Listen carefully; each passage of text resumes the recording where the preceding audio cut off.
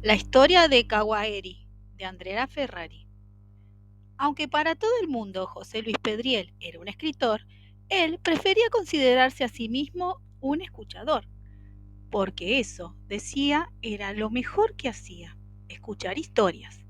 Cuando empezó el año 2000, ya había publicado 4 novelas y 2 libros de cuentos, con los que había alcanzado un cierto renombre. Sin embargo, nunca le había confesado a nadie la verdad. Era absolutamente incapaz de imaginar una historia. Pedriel dependía de los relatos de otras personas como del agua para vivir. Luego les agregaba detalles, torcía el rumbo de los acontecimientos e inventaba finales más felices o espectaculares que los de la vida real, pero sin esas historias ajenas era incapaz de escribir una línea. Muchas veces las personas que le proporcionaban la materia prima ni siquiera se enteraban que habían sido la fuente de sus libros. Fue en un colectivo que iba de Constitución a Tigre, por ejemplo, donde Pedriel escuchó como una mujer le contaba a otra la apasionante historia de las hermanas que se leían la mente, convertida en su primera novela.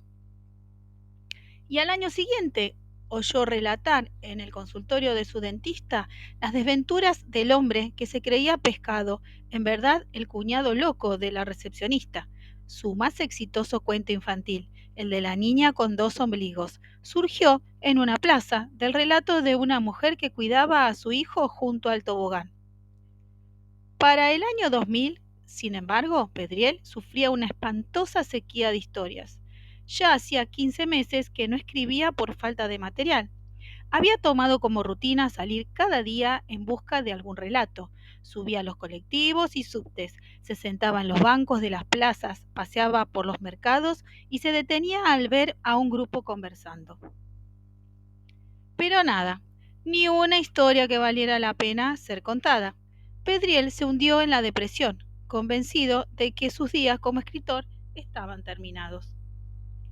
Fue después de una jornada especialmente agotadora en la que escuchó cientos de aburridas conversaciones ajenas con la vana esperanza de pescar algún relato interesante, cuando, de regreso a su casa, algo le llamó la atención.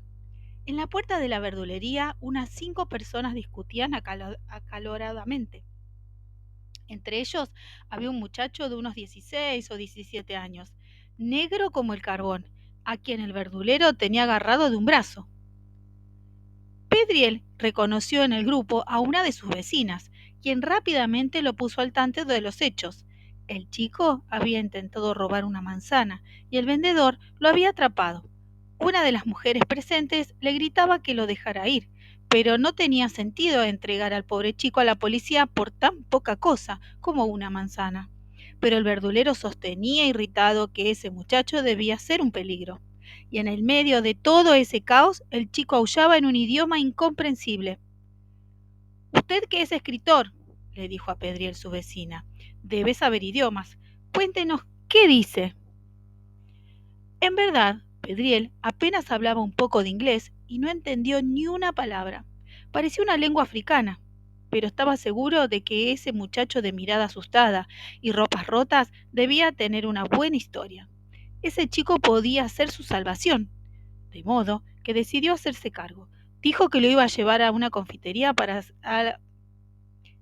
Dijo que lo iba a llevar a una confitería para ofrecerle algo de comer y que tal vez, cuando estuviera más calmado, podría entender. El chico siguió resistiéndose hasta que captó por señales que se trataba de ir a comer. Recién entonces empezó a caminar junto al escritor. 3 sándwiches y una porción de torta después, Pedriel seguía sin saber nada de su vida. El muchacho agradecía con gestos y cada tanto largaba extensas e incomprensibles frases en su idioma. El escritor probó primero con algunas palabras básicas en inglés y francés, y luego un estilo Tarzán que lo hizo sentirse levemente ridículo. Yo, poniéndose la mano en el pecho. Yo, José Luis, ¿vos? Y el chico esbozó una sonrisa de compromiso, como si le hablara del tiempo, y siguió comiendo. Pedriel sabía que tenía que recurrir a algún otro método si pretendía conocer a la historia. Pero para eso debía prolongar el encuentro. Entonces lo invitó, mediante señas, a descansar a su casa. Dormir, repitió varias veces mientras hacía mímica, de apoyar la cabeza en sus manos y cerraba los ojos. El chico pareció entender. Se veía asustado, pero era evidente que su cuerpo le pedía un descanso. Siguió a Pedriel con pasos tímidos hasta su departamento, donde el escritor le entregó ropa limpia y unas mantas. Luego abrió ante él un atlas y señaló uno de los mapas. ¿De dónde sos? ¿África? El dedo del chico se movió por el continente africano hasta que se detuvo en un punto, Burundi. Bujumbura, dijo, señalando la capital. Pedriel tomó un papel, una lapicera y dibujó un rudimentario avión. ¿Cómo viniste? ¿En avión? El chico negó, agarró la lapicera y tachó el avión. Después hizo un dibujo en el que Pedriel creyó reconocer un barco. Entonces pareció recordar algo. Sacó una bolsa de plástico de su bolsillo y de ahí un papel arrugado que le extendió al escritor. Había un nombre escrito, Adelaine Natbuana, y una dirección en Río de Janeiro, Brasil.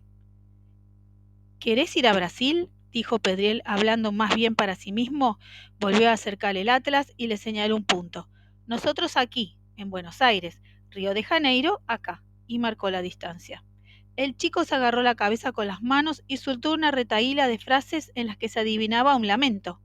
No te preocupes, yo te voy a ayudar, le dijo Pedriel, aunque sabía que no le entendía una palabra. Después lo dejó dormir.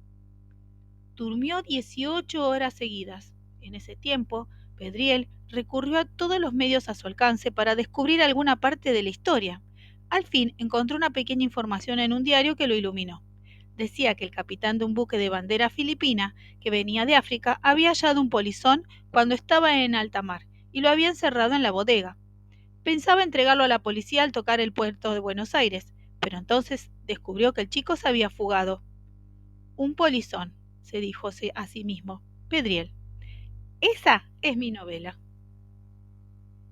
Ya era sábado por la mañana, cuando llamó por teléfono a Luisa, una amiga que hablaba a la perfección 6 lenguas y bastante bien otras 3.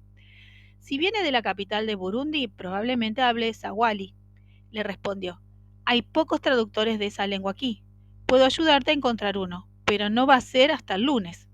Pedriel se dijo que tenía que encontrar la mejor manera posible de pasar ese fin de semana con un chico con el que no podía intercambiar palabra. Cuando despertó, le dio un abundante desayuno, un bloc de hojas y una caja de lápices de colores. Pretendía que el muchacho le dibujara su historia. Pero tampoco eso fue fácil. Era un pésimo dibujante. Por lo menos hacía unos círculos con patas que bien podían ser personas, como de arañas, y les agregaba rayas y flechas. Terminaron abandonando el intento. A lo largo de esos 2 días en que compartieron comidas, un par de caminatas y el inútil intento de comunicarse, el escritor empezó a distinguir algunas palabras o sonidos que se repetían.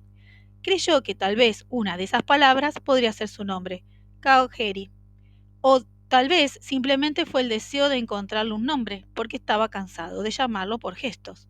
Vos, le dijo señalándolo. Kawaheri. El chico sonrió como divertido. Kawaheri, repitió. Brasil. Era evidentemente que le urgía irse a Brasil.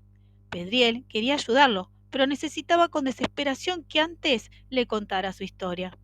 A cada momento estaba más convencido de que la vida de Kawaheri sería una gran novela. Lo veía en sus ojos, en el dolor con que se doblaba su voz cuando recordaba algo. Pedriel tenía que escribir esa novela. Pero también quería mostrar su sincero interés por ayudarlo. Y por eso el domingo fue hasta la terminal de ómnibus y compró un pasaje hasta Río de Janeiro.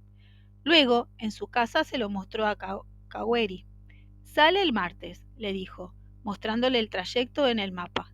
Y son 2 días de viaje.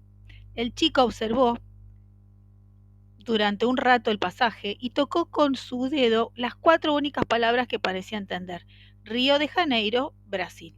Después lo dejó apoyado en la biblioteca, por donde cada tanto pasaba para volver a mirarlo. Brasil, repitió Kawaheri. El lunes, al fin, Luisa llamó, con noticias. Le habían pasado el dato de un profesor que hablaba Swahili. Esa misma tarde daría clase en la universidad a las 4.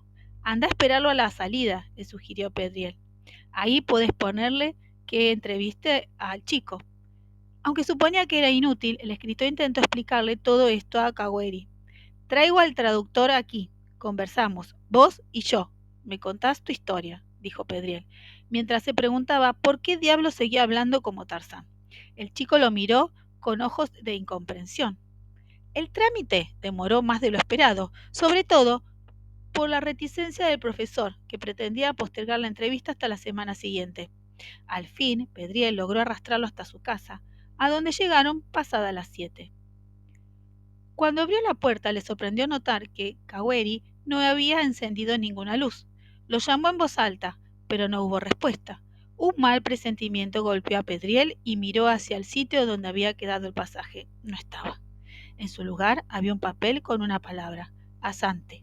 Leyó en voz alta. Quiere decir gracias, le dijo a su espaldas el profesor.